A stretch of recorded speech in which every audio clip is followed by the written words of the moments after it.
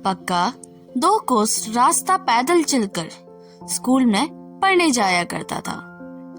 मैं अकेला नहीं हूँ, 10-12 जने हैं जिनके घर देहात में है।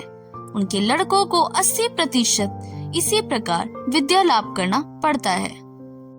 अंततः लाभ के अंकों में अंत तक बिल्कुल शून्य न पड़ने पर भी जो पड़ता है उसका हिसाब लगाने के लिए उन कुछ एक बातों का विचार कर लेना काफी होगा कि जिन लड़कों को सवेरे 8 बजे के भीतर ही बाहर निकल जाने में 4 कोस का रास्ता तय करना पड़ता था। 4 कोस के माने 8 मील नहीं, उससे भी अधिक। बरसात के दिनों में सिर पर बादलों का पानी, पाँव के नीचे घुटनों तक का कीचड़ के बदले धूप के समुद्र में तैरते हुए स्कूल और घर आना जाना पड़ता है। उन अभागे बालकों को माँ सरस्वती प्रसन्न होकर वर दे कि उनके कष्टों को देखकर वे कहीं अपना मुंह दिखाने की बात भी नहीं सोच पाती। तदुपरांत यह कृतविद बालकों का दल बड़ा होकर एक दिन गांव में ही बैठे या भूख की आग बुझाने के लिए कहीं अन्यत्र चला जाए, उसके 4 कोस तक पैदल आने जाने की विद्या का तेज आत्म प्रकाश करेगा ही करेगा। कोई कोई को कहते सुना है, अच्छा जिन्हें भूख लगती है उनकी बातें भले ही छोड़ दिया जाए, परंतु जिन्हें वह आग ही नहीं है वैसे सब भले आदमी जाने किस गांव के लड़के की डायरी से उद्धृत उसका असली नाम जानने की किसी को आवश्यकता नहीं, निषेध भी है। चालू नाम तो रख ही लीजिए, न्याडा जिसके केश मुड़े हो सुख के लिए गांव छोड़कर जाते हैं। उनके रहने पर तो गांव की ऐसी दुर्दशा नहीं होती।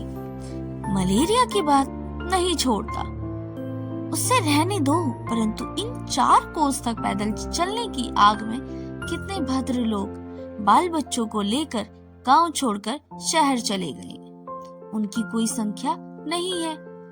इसके बाद एक दिन बाल बच्चों को पढ़ना लिखाना भी समाप्त हो जाता है।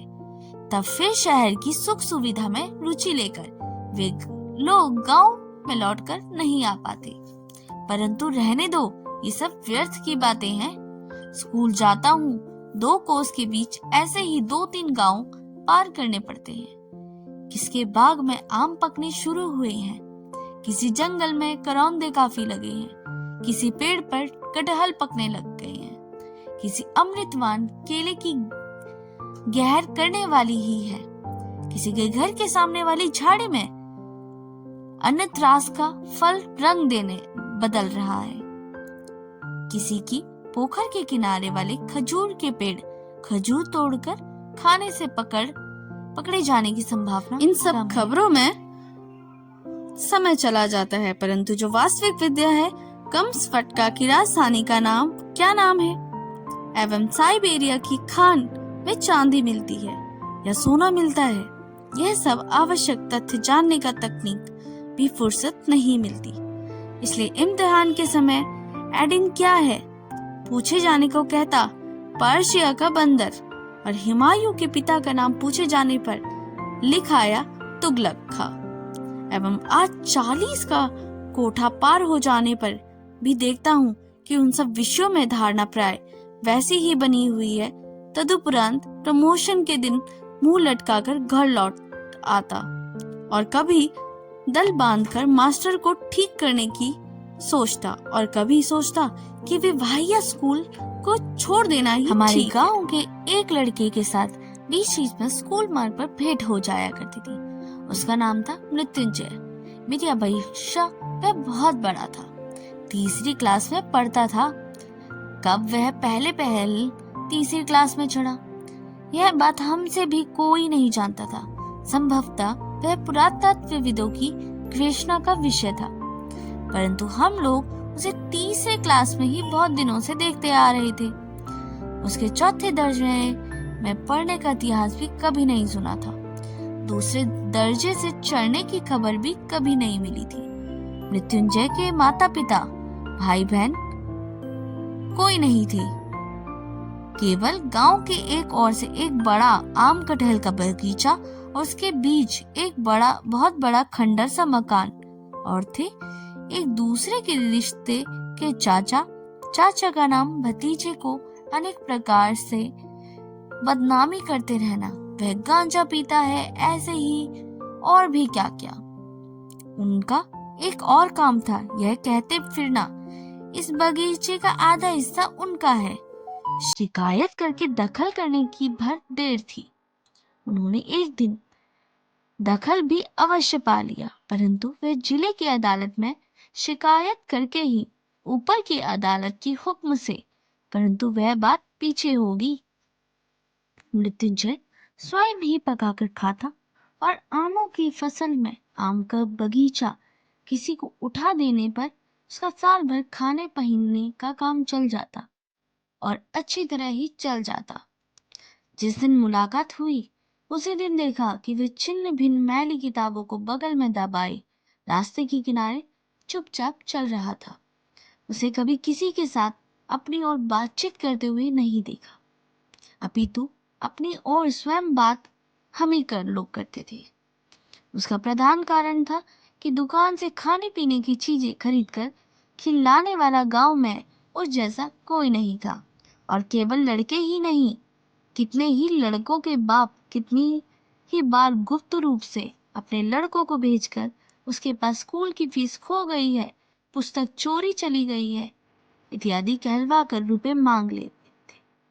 इसे कहा नहीं जा सकता, परंतु ऋण स्वीकार करने की बात तो दूर रही, उसके लड़के ने कोई बात भी की थी, यह बात तो कोई बाप भद्र समाज में कबूल नहीं कर सकता था। गांव भर में मृत्युंजय का ऐसा ही सुनाम था। बहुत दिनों से मृत्युंजय से भेंट नहीं हुई।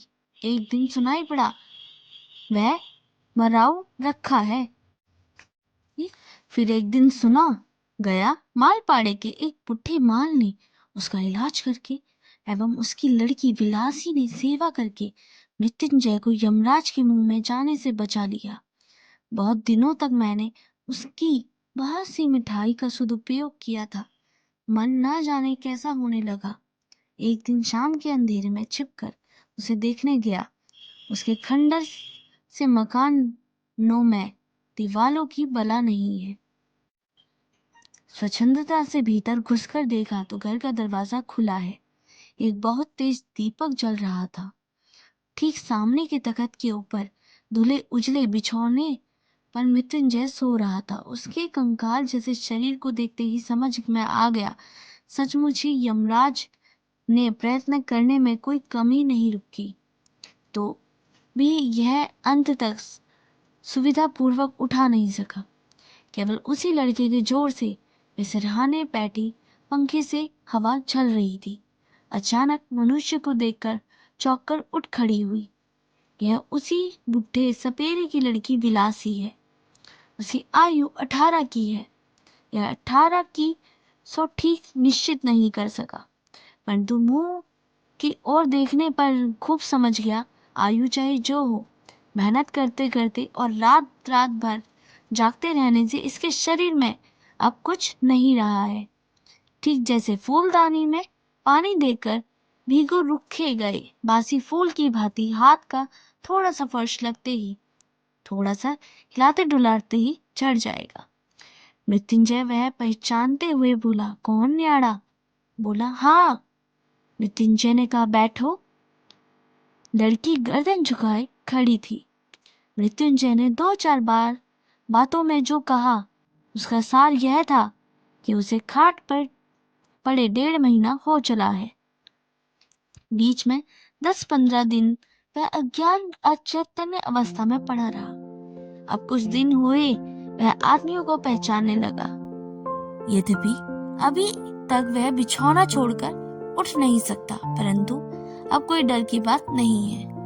डर की कोई बात ना सही, परंतु बालक होते हुए भी यह समझ गया कि आज जिसमें खाट छोड़कर उठने की शक्ति नहीं है, उस रोगी को इस वन के बीच अकेली जिस लड़की ने बचा लेने का भार अपने ऊपर उठाया, वह कितना बड़ा गुरु भार है।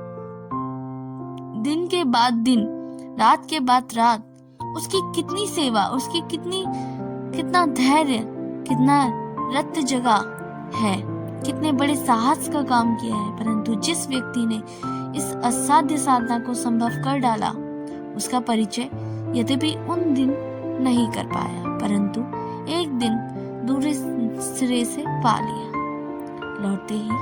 लौटते समय लड़की एक दूसरे दीपक को लेकर मेरे आगे आगे टूटी दीवालों के अंत तक छाई।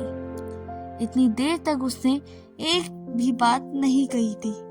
इसके बाद धीरे धीरे बोली, सड़क तक तुम्हें पहुंचाऊं क्या? बड़े बड़े आम के वृक्षों के सारे बगीचे में जैसे एक जमा हुआ सा अंधकार लग रहा था। सड़क दिखाई देने की बात तो दूर, अपना हाथ तक दिखाई नहीं देता था। बोला, पहुंचाने की जरूरत नहीं है, केवल दीपक दे दो। उसके दोबारा दीपक मेरे हाथ में देते ही उसके उत्कंठित चेहरे पर मेरी आंख पड़ी। धीरे धीरे वह बोली, अकेले जाने में डरोगी तो नहीं ना? थोड़ा आगे तक पहुंचाऊं? एक स्त्री पूछ रही थी। डरोगी तो नहीं? अस्तु, मन में चाहे जो हो। प्रत्युत्तर में केवल ना कहकर आगे बढ़ गया। उससे फिर कहा, वन जंगल का रास्ता है, जरा देख देख कर पाँव रखते ही जाना। मेरे शरीर में रोंगटे खड़े हो गए, परंतु इतनी देर बाद समझा वह उद्वेग किसके लिए था, और वह उजाला दिखाती हुई इस जंगली रास्ते से पार कर देना चाहती थी। संभव है कि मेरा निषेध नहीं सुनती, साथ ही आती, परंतु पीड़ित मृत्युंजय को अकेला छोड़कर जाने को शायद उसका मन अंत तक तैयार नहीं हुआ। 20-25 बगीचे का बगीचा था। रास्ते में भी कम नहीं, इस भीषण अंधकार में वो प्रत्येक पांव शायद डरते डरते ही रखना पड़ता था। परंतु दूसरे ही क्षण उस लड़की की बात का सारा मन इस तरह अच्छन्ने हो गया। डरने का फिर समय ही नहीं मिला। केवल ख्याल आने लगा, एक मृत प्रात रोगी को लेकर रहना कितना कठिन है। मृत्युंजय तो किसी भी समय मर सकता था। तब सारी रात तक जंगल के बीच अकेली लड़की क्या करती, किस तरह उसने अपनी रात को काटती। इस घटना के बहुत दिन बाद की एक बात मुझे याद आती है। अपने एक आत्मीय की मृत्यु के साथ मैं उपस्थित था। अंधेरी रात, घर में लड़के बच्चे नौकर चाकर नहीं थे। घर में केवल उसकी सब विधवा स्त्री और मैं ही थी। उसकी स्त्री ने शोक के आवेग में छाती पीट कर कहा, ऐसा कांड उपस्थित कर दिया कि यह भय हुआ कि कहीं उसके प्राण ना निकल जाए। रो रो कर बार बार मुझसे पूछने लगी कि जब स्वेच्छा के साथ साथ मर जाना चाहती है तब सरकार का क्या है? उन्हें अब रत्ती भर जीने की इच्छा नहीं है, जिसे क्या वे लोग सरकारी आदमी समझेंगे? नहीं, उनके घर में स्त्रियां नहीं है, वे क्या पत्थर ही हैं?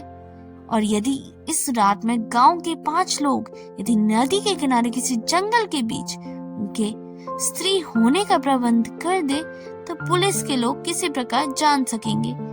इस तरह कितनी कितनी ही बातें कही, परंतु मेरे तो और बैठे रहकर उसका रोना सुनने का काम नहीं चल सकता था। मोहल्ले में खबर देने की जरूरत है, अनेक वस्तुएं इकट्ठी करने की जरूरत है, परंतु मेरा बाहर जाने का प्रस्ताव सुनते हुए वह प्रकृतिस्थ हो गई।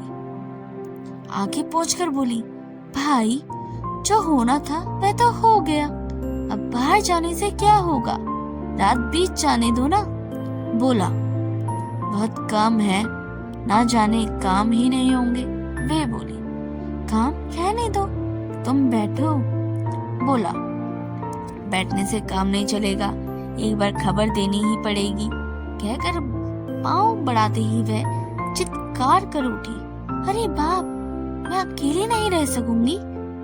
अतः फिर बैठ जाना पड़ा। कारण तब वे समझ आया कि जिस स्वामी की जीवित रहते हुए वे निर्भयता पूर्वक 25 वर्ष तक अकेले घर में रही, उसकी मृत्यु को चाहे सह भी ले, उसकी मृत देह के समीप इस अंधेरी रात में 5 मिनट बैठना भी सहन नहीं हो सकता।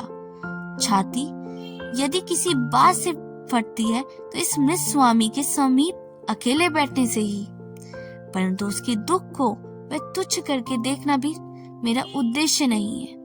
क्या वे सच्ची नहीं है? यह बात कहने को मेरा अभिप्राय नहीं है। क्या एक आदमी के व्यवहार से उसकी अंतिम सीमा हो गई है, यह कहना भी, परंतु ऐसी और अनेक प्रकार की घटनाएं जानता हूँ जिनका उल्लेख न करने पर भी मैं यह बात करना चाहता हूँ कि केवल कृतव्य ज्ञान के जोर अथवा बहुत कम समय तक एक साथ घर गृहस्थी करने के अधिकार से ही भय का कोई स्त्री आक्रमण नहीं कर पाती। वह कोई और ही शक्ति है जिसके बहुत से पति पत्नी के साथ वर्षों तक गृह गृहस्थ चलाते रहने के बाद भी कुछ पा नहीं पाते, परंतु अचानक उसी शक्ति का परिचय जबकि स्त्री पुरुष के निकट पाया जाता है, तब समाज की अदालत में मुलजिम बनकर उन्हें दंड देना यदि आवश्यक हो तो हो, परंतु मनुष्य की जो वस्तु सामाजिक नहीं है, वह स्वयं तो उसके सुख दुख से चुपचाप आंसू बहाए बिना किसी प्रकार के नहीं रह सकती। प्राय 2 महीने तक मृत्युंजय की खबर नहीं ली। जिन लोगों ने देहात को नहीं देखा था अथवा केवल रेलगाड़ी की खिड़की से मुंह बाहर कर देखा, तो वो शायद आश्चर्यपूर्वक कह उठेंगे, यह कैसी बात है? यह कभी संभव हो सकता है कि इतनी बड़ी बीमारी को आंखों से देखकर आकर भी 2 महीने तक उसकी खबर ही नहीं है? उन्हें जताने के लिए यह कहना आवश्यक है कि यह केवल संभव नहीं है। ऐसा ही हुआ करता है। किसी व्यक्ति की विपत्ति में मोहल्ला भर झुंड बांधकर उमड़ पड़ता है। यह कोई जनश्रुति अवश्य है। पता नहीं ये सत्ययुग के गांव में से थी भी या नहीं थी, परंतु इस काल में तो कहीं भी देखी है। ऐसा याद करना पड़ता है, तभी जब तक उसके मरने की खबर नहीं मिलती तब तक वह बचा हुआ है, यही ठीक है। इसी बीच अचानक एक दिन कान में पड़ा कि मृत्युंजय उस बगीचे के भागीदार चाचा शोर मचाते फिरते हैं कि गया गया गया। गांव इस बार रसातल में चला गया। नालाते के मित्र कहलाकर समाज में अब वे अपना मुंह दिखाने योग्य नहीं है। नालायक एक सपेरे की लड़की से निकाह करके उसे घर ले आया है, और केवल निकाह ही नहीं, अब भी न चूल्हे में जाए उसके हाथ का भात तक खाया है। गांव ने यदि उसका दंड ना दिया तो वन में जाकर ही रहना पड़ेगा। कडोला और हरिपुर का समाज इस बात को सुनेगा तो इत्यादि इत्यादि। जब लड़के बूढ़े सभी के मुंह पर एक ही रात ये क्या करके आ गया है? कलयुग क्या सचमुच ही उल्टा हो गया है? चाचा कहते फिरते हैं, यह होगा, इसे बहुत लोग पहले ही जानते हैं, वे केवल तमाशा देख रहे हैं। कहाँ का पानी कहाँ जाकर मारा, अन्यथा यह कोई पराया नहीं, पड़ोसी नहीं, अपना ही भतीजा है। मैं क्या उसे घर नहीं ले जा सकता? मुझे क्या डॉक्टर वैद्यों को दिखाने का समर्थ नहीं है? तब भी फिर ऐसा क्यों नहीं किया? जब अब देख ले, परंतु अब तो चुप नहीं बैठा जा सकता। यह तो मित्र वंश का नाम डुबा जा रहा है। गांव के मुंह में जो कालिक लगी जा रही है, तब हमारे गांव के लोगों ने मिलकर जो काम किया, उसे सोचते ही मैं लज्जा से मर जाता हूँ। चाचा चले नलाते मित्र वंश के अभिभावक बनकर, और हम 10-12 जने साथ चले। गांव में मुंह का कालिक ना लगे, इससे मृत्युंजय के टूटे फूटे मकान पर जाकर जब उपस्थित हुए, उस शाम हो चुकी थी। लड़की भग्न बरामदे में एक किनारे पर बैठी हुई थी, रोटी बना रही थी। अचानक लाठी सोटा हाथ में लिए इतने लोगों को आंगन में देखकर भय से नीली पड़ गई। चाचा ने घर के भीतर जानकर देखा कि मृत्युंजय सो रहा था। झटपट सांकल चढ़ दी। उस भय के कारण नृत्य प्राय लड़की ने संभाषण शुरू कर दिया।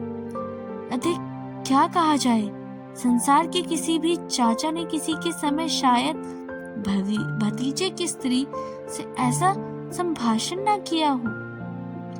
यह ऐसा था कि लड़की ने ही सपेरे की लड़की होते हुए भी उसे सहन नहीं कर सकी।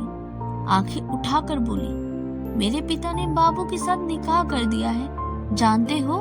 चाचा बोले, ठहर तोरी, इत्यादि इत्यादि। एवं साथ ही साथ 10-12 लोग बार दर्प से हम काटते हुए उसकी गर्दन पर टूट पड़े। किसी ने कान पकड़े, किसी ने दोनों हाथ पकड़े, एवं जिन्हें ऐसा सुयोग नहीं मिला वे भी निर्दिष्ट न रहे। कारण संग्राम स्थल पर हम लोगों कायरों की भांति चुपचाप खड़े रह सके। हमारे विरुद्ध इतनी बड़ी बदनामी करते फिरने में शायद नारायण के प्रतिनिधियों की आंखों में लाज लगेगी। यहाँ एक अप्रासंगिक बात कर देना चाहता हूँ। सुना है विलायत आदि गलिच्छ देशों में पुरुषों का एक कुसंस्कार है, स्त्रियों को दुर्बल व निरुपाय कहकर उनके शरीर पर हाथ नहीं उठाते। यह भला क्या बात हुई? सनातनी हिंदू इस कुसंस्कार को नहीं मानते। हम लोग कहते हैं जिनके शरीर में जोड़ नहीं उसी के शरीर पर हाथ उठाया जाता है, वह स्त्री पुरुष में से कोई भी क्यों ना हो। लड़की जो पहले ही एक बार आर्तनाद कर उठी थी, उसके बाद एकदम चुप हो गई। परंतु हम लोग जब उसे गांव के बाहर छोड़ आने के लिए घसीटने लगे तब विनती करती हुई कहने लगी, बाबू लोगों, मुझे एक बार छोड़ दो। मैं रोटियों को घर में रखा हूँ, बाहर रह जाने से सियार कुत्ते खा जाएंगे। रोगी मनुष्य को सारी रात खाना नहीं मिलेगा। मृत्युंजय बंद कमरे के भीतर पागल की भांति सिर धुनने लगा, दरवाजे पर पांव की ठोकर मारने लगा, परंतु हम लोग उसे रत्ती भर भी प्रसन्न नहीं हुए। स्वदेश के कल्याण के लिए सब कुछ आकातर भाव से सहकर उसे घसीटते खींचते हुए चल दिए। इसलिए कह रहा हूँ कि मैं बराबर उसके साथ था, परंतु मुझे एक दुर्बलता थी, मैं उसके शरीर से हाथ नहीं लगा सका। परंतु जैसे ही भीतर रो उठा, उसे अत्यंत अनुचित कार्य किया एवं उसे गांव के बाहर निकाल देना ही उचित है। परंतु फिर भी हम लोग कोई अच्छा काम कर रहे हैं, यह भी किसी तरह समझ में नहीं आया। परंतु मेरी बात रहने दो। आप यह ना सोच लें कि देहात में उदारता का नितांत अभाव होता है, बिल्कुल नहीं। अभी तो बड़े आदमी होने पर हम लोगों ऐसी उदारता प्रकट करते हैं कि सुनकर आप लोग अवाक रह जाएंगे। यह मृत्युंजय यदि उसके हाथ से भात खाने का अक्षम्य अपराध नहीं करता तो हम लोगों को इतना क्रोध नहीं आता। और कार्यस्थल के लड़के का सपेरे की लड़की के साथ निकाह, यह हंसकर उड़ा देने की बात है, परंतु गजब कर दिया इस भात खाने ने। भले ही वह 2.5 महीने से बीमार, भले ही वह शय्याशाही, परंतु इसी से भात, पूड़ी नहीं, संदेश नहीं, बकरी का मांस नहीं, भात खाना तो अन्न पाप है, वह फिर सचमुच ही माफ किया नहीं जा सकता। इसलिए देहात के लोगों संकीर्ण हृदय नहीं है। 4 कोस पैदल चली जो विद्या जिन सब लड़कों के पेट में है, वही तो एक दिन बड़े होकर समाज के शिरोमणि होते हैं। देवी वीणा पड़ी के वर से उसमें संकीर्णता किस तरह आ सकती है, यही देखो। इसके कुछ दिन बाद राधा सम्मीर्ण स्वर्गीय मुखोपाध्याय महाशय की विधवा पुत्रवधू मानसिक वैराग्य से 2 वर्ष की काशीवास करके लौटी। तब नितंग लोग कानाफूसी करने लगे कि आधी संपत्ति इस विधवा की है, अब पीछे उसके हाथ से निकल जाए। इस भय से छोटे बाबू प्रयत्न और बड़े बड़े परिश्रम के बाद बहू जी को यहाँ से लौट आ गए थे। वह काशी ही होगी, जो भी होगी। छोटे बाबू ने अपनी स्वाभाविक उदारता से गांव के पंचायती पूजा में 200 रुपए दान करके गांव के 5 ब्राह्मणों को दक्षिणा सहित उत्तम फलाहार देने के पश्चात प्रत्येक श्रेष्ठ ब्राह्मण के हाथ में 1-1 कांसे का गिलास देकर विदा किया। तब धन्य धन्य हो उठी। यही क्यों, मार्ग में आते हुए बहुत से लोग देश एवं विदेश के कल्याण की नियमित कामना करने लगे। ऐसे सब बड़े आदमी हैं, उनके घर घर में प्रति मास ऐसे ही शुभ अनुष्ठान क्यों नहीं हुआ करते। परंतु रहने दो, हमारे महत्व की कहानियां अनेक हैं। युग युग से संचित होकर अतः प्रत्येक ग्रामवासी के द्वार पर एक स्तूपाकार हो उठी। इस दक्षिण बंगाल के अनेक गांवों में बहुत दिनों तक घूमकर गर्व करने योग्य अनेक बड़ी बड़ी घटनाएं प्रत्यक्ष देखी हैं। चरित्र बल में, धर्म बल में, सामाजिक बल में और विद्या के बल में शिकायत बिल्कुल पूरी हो गई। अब केवल अंग्रेजों को कस कर गाली दे सका तो देश का उद्धार हो जाए। लगभग 1 वर्ष हो गया, मच्छरों का काटना नहीं सहा गया। तब सन्यासी गिरी को सबको इस्तीफा देकर घर लौट आया हूँ। एक दिन दोपहर के समय 2 कोस के मालपाड़े में होकर चला जा रहा था। अचानक देखा एक झोपड़ी के दरवाजे पर बैठा था मृत्युंजय। उसके माथे पर गेरुआ रंग की पगड़ी, बड़ी बड़ी दाढ़ी, केश, गले में रुद्राक्ष, कौड़ियों की माला। कौन सा कह सकता है यह हमारा ही वही मृत्युंजय है। कायस्थ का लड़का 1 वर्ष के भीतर ही जाति खोकर एकदम भली भांति सपेरा बन गया। मनुष्य कितने ही जल्दी 14 पुरखों की जाति को विसर्जित कर एक अन्य जाति में चला जाता है। यह आश्चर्यजनक घटना है। ब्राह्मण का लड़का मेहतरानी के साथ विवाह कर मेहतर हो गया और व्यवसाय अपना लिया। यह शायद आप सभी ने सुना होगा। मैंने श्रेष्ठ ब्राह्मण के लड़के को एंट्रेंस पास कर देने के बाद एक डोम की लड़की से विवाह कर डोम बन जाते हुए देखा है। इस समय वह सूप डालियां बनाकर बेचा करता है, सुअर चराता है। पहले कायस्थ के लड़के को कसाई की लड़की के साथ विवाह कर कसाई होते हुए भी देखा है।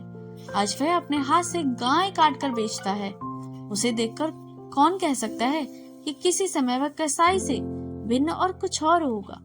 परंतु सबका यही कारण है। मैं तभी तो सोचता हूँ, इस प्रकार जो आसानी से पुरुष को खींचकर नीचे गिरा सकती है, वे क्या उसी प्रकार हंसते खेलते हुए ऊंचा नहीं उठ सकती। जिन ग्रामवासी पुरुषों की प्रशंसा के लिए आज पंचमुख हो उठा हूँ, यह गौरव क्या केवल अकेले उन्हीं को मिलना चाहिए? क्या अपने ही बल पर वे इतनी जल्दी नीचे और गिरते चले जाते हैं? अंदर की ओर से क्या उन्हें तनिक भी सहायता नहीं मिलती? परंतु रहने दो, जोश में आकर शायद अनाधिकार चर्चा कर बैठूं। परंतु मुझे कठिनाई यही आ पड़ी है कि मैंने किसी भी तरह नहीं भूलता कि देश की 90% नर जाति इन गांव में रहकर ही मनुष्य बनते हैं। इसलिए हम लोगों को कुछ करना ही चाहिए। खैर, कह रहा था कि देखकर कौन कह रहा है सकता है कि ये वही मृत्युंजय है। परंतु मुझे उनके खातिर करके बिठाया। बिलासी पोखर से पानी भर के आई।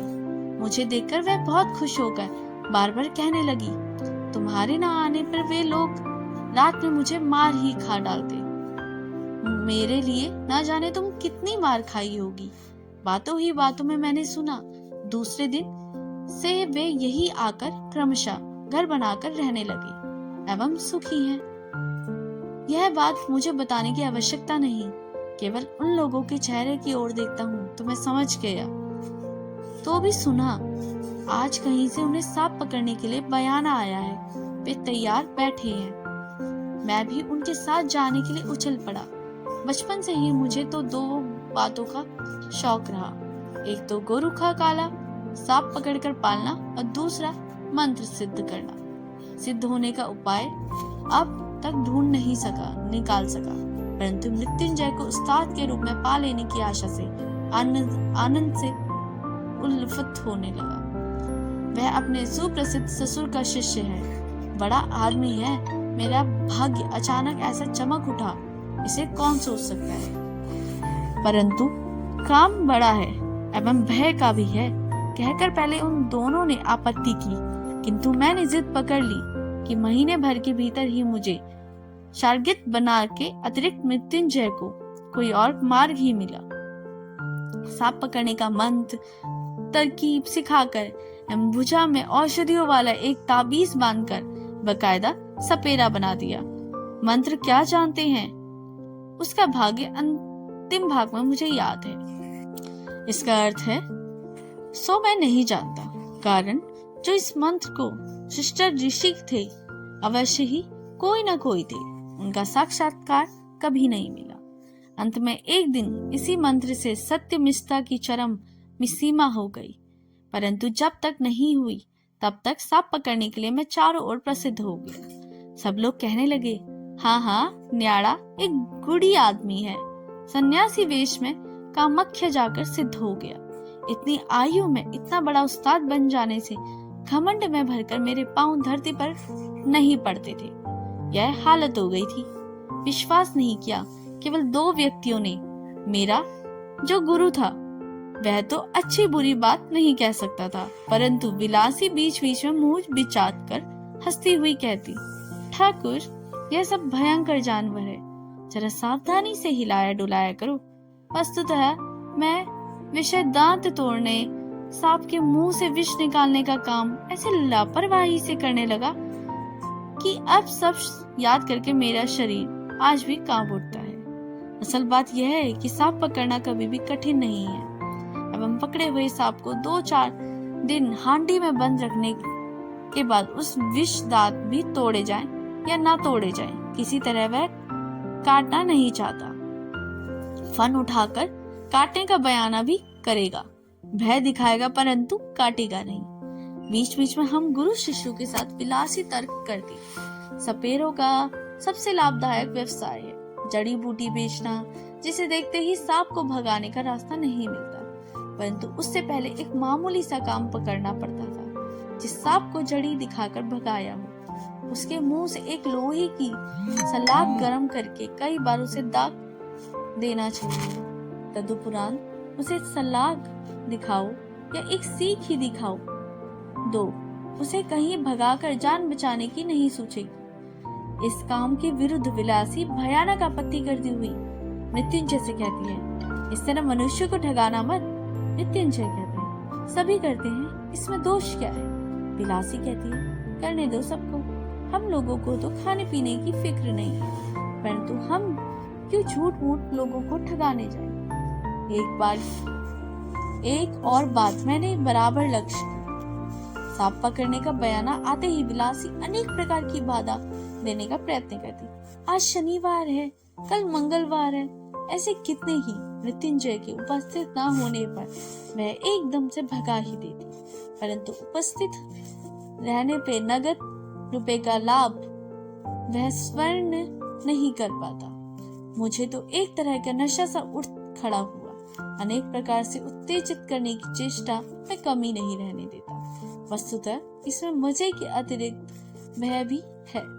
यह बात मेरे मन में ठहरती हुई, परंतु इस पाप का दंड मुझे एक दिन भोगना ही पड़ेगा। उस दिन 150 कोस की दूरी एक वाले के घर एक सांप पकड़ने गया। विलासी हमेशा साथ जाती थी, आज भी साथ ही थी। मिट्टी की मेहड़िया में थोड़ी सी खोज करते ही एक बिल का चिन्ह बन गया। हमसे किसी ने नहीं देखा, परंतु विलासी सपेरे की लड़की थी। उसे झुककर कुछ कागज के टुकड़े उठाते हुए मुझसे कहा, ठाकुर, जरा सावधानी से खोदना। एक ही सांप नहीं है, एक जोड़ा तो है ही, शायद और भी अधिक हो। मृत्युंजय बोला, ये लोग तो कहते हैं एक ही आकार में घुसा है, एक ही दिखाई दिया है। विलासी ने कागज को देखते हुए कहा, देखते नहीं, उन्होंने यहाँ रहने की जगह बना ली है। मृत्युंजय ने कहा, कागज तो चूहे भी ला सकते हैं। विलासी ने कहा, दोनों की बातें हो सकती है, परंतु 2 सांप है, मैं कहती हूँ। वास्तव में विलासी की बात ठीक निकली। मार्तक भाव से उस दिन ठीक निकली। 10 मिनट के भीतर ही जबरदस्त खरीश गोखुरा सांप पकड़कर मृत्युंजय ने मेरे हाथ में दे दिया, परंतु उसे पेटी में बंद कर के लौटते न लौटते मृत्युंजय हो कहकर निश्वास छोड़ता हुआ बाहर आ खड़ा हुआ। उसकी हथेली के पीछे झकझोर कर खून बह रहा था। पहले तो सब जैसे हत्ती बुद्धि हो गए, कारण सांप पकड़ने जाते समय वह भागने के लिए व्याकुल न होकर बिल से एक हाथ मुंह बाहर निकालकर डस ले।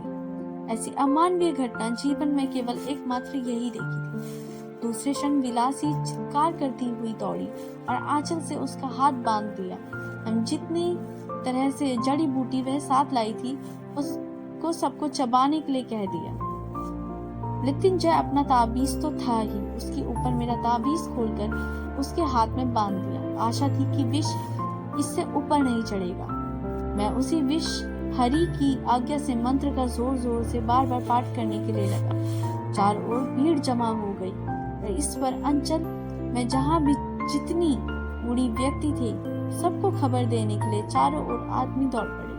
विलासी ने पिता को समाचार देने के लिए आदमी बुलाए। मैं अविराम गति से बिना रुके मंत्र पढ़ता रहा, परंतु 15-20 मिनट बाद जब मृत्युंजय एक बार वमन करके नाक के स्वर में बात करने लगा, तब तो विलासी एकदम पछाड़ खाकर जमीन पर गिर पड़ी। मैं भी सोच समझ गया कि विषहरी की दुहाई अब काम नहीं कर आने। आसपास के और 2-4 उस्ताद आ पहुंचे। हम लोग कभी एक साथ और कभी अलग अलग 33 करोड़ देवी देवताओं की दुहाई करने लगे, परंतु विष एक भी दुहाई नहीं मानी। रोगी की हालत बराबर खराब होती चली गई। जब देखा गया कि अच्छी बातों से काम नहीं चलेगा, तो 3-4 ओझों ने मिलकर जिसको ऐसी अगस्त और अवश्राव भाषा में गाली गलौज करना शुरू कर दिया। अब अगर विष के कान होते तो मृत्युंजय को छोड़ने की बात कौन कहे। अब देश ही छोड़कर भाग जाता, मगर किसी से कुछ ना बन पड़ा। आधे घंटे जूझने के बाद रोगी ने अपने माता पिता के लिए मृत्युंजय नाम और अपने ससुर के दिए हुए मंत्र औषधि आदि सबको मिथ्या प्रमाणित करके यह लोक की लीला समाप्त की। विलासी अपने पति की सिर गोद में रखे बैठी थी। वह मानो बिल्कुल पत्थर सी हो गई। जाने दो, उसकी दुख की कहानी अब बढ़ाना नहीं चाहता। सिर्फ इतना ही कहकर खत्म कर दूंगा कि वह 7 दिन से ज्यादा अब जिंदा नहीं रह सकता। मुझसे एक दिन भी सिर्फ यह कहा, महाराजा मेरे सिर की कसम है, इस काम को तुम कभी नहीं करना। मैं अपनी तावीज और कवच मृत्युंजय के साथ ही दफना चुका हूँ। बच रही थी सिर्फ विषहरी की आज्ञा, परंतु अब आज्ञा भी कोई मजिस्ट्रेट की आज्ञा और सांप का विष हिंदुस्तानियों का विष नहीं। इस बात को मैं समझ गया। एक दिन जाकर सुना घर में जहर की भी तो कमी थी। नहीं, विलासी ने आत्महत्या कर ली और शास्त्रों के अनुसार निश्चय ही वह नरक में गई। परंतु अब वह कहीं भी जाए, जब मेरा आने जाने का समय आएगा तब इतना मैं कह सकता हूँ कि वैसे ही किसी को नगर में जाने का प्रस्ताव से मैं पीछे न हटूंगा। चाचा साहब बगीचे में 16 आने दखल जमाकर अत्यंत विज्ञ की भांति चारों तरफ कहने फिरने लगे। उसकी अपाग मृत्यु ना होती तो किसकी होती। मर्द वैसे ही एक छोड़ 10 करे, उससे कुछ बनता बिगड़ता नहीं है। वह होगा तो जरा निंदा हो जाएगी, मगर उसके हाथ की भात खाकर मौत क्यों बुलाई भला। खुद मरा और मेरा सिर नीचा कर गया। ना कोई आग देने वाला था और ना कोई पिंड देने वाला था। श्रद्धा शांति कुछ भी नहीं हुई। गांव के लोग एक स्वर में कहने लगे, इसमें क्या शक है, अन्न पाप महापाप है। बाप रे, इसका कोई प्रायश्चित है। अगर आपको ये स्टोरी पसंद आई हो तो इसे लाइक, शेयर, सब्सक्राइब जरूर करें। आगे की वीडियो देखने के लिए हमारे चैनल में लगे हुए बेल आइकन को भी प्रेस करें, ताकि मेरे द्वारा लाई गई वीडियो का अपडेट आप तक पहुंचता रहे। और हमारे चैनल से जुड़े रहने के लिए हमारे चैनल को फॉलो जरूर करें। तब तक के लिए धन्यवाद।